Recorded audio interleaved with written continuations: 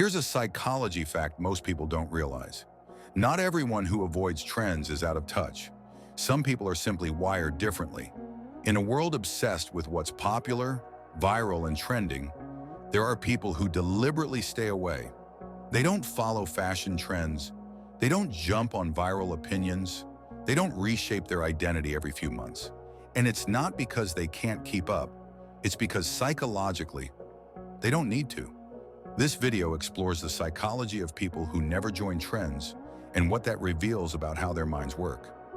Psychologists have long studied why humans follow trends. Trends offer social acceptance, reduced decision-making effort, a sense of belonging, but not everyone responds to these rewards the same way. Some people consistently resist trends even when doing so makes them stand out, feel misunderstood, or appear boring to others. And research suggests this behavior is closely linked to personality structure, identity stability, and how someone processes social pressure. Let's break it down. Trait number 1, strong internal identity. The first trait is a strong internal identity. People who don't follow trends usually have a stable sense of who they are.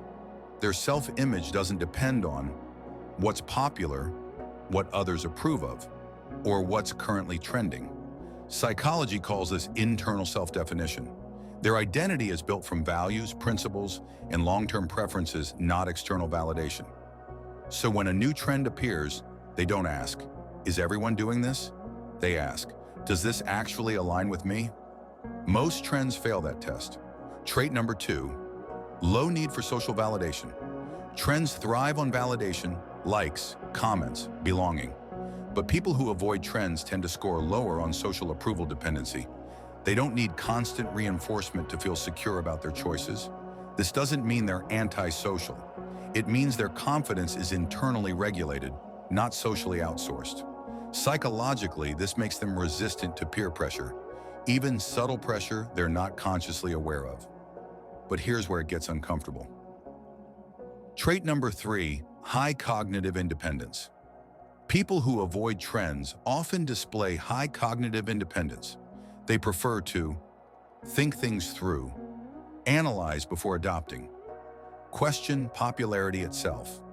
Trends usually reward speed, not depth, and these individuals are slow decision makers by design. Their brains prioritize long-term consistency, personal meaning, practical value. So by the time they've evaluated a trend, it's already faded, and they're perfectly okay with that.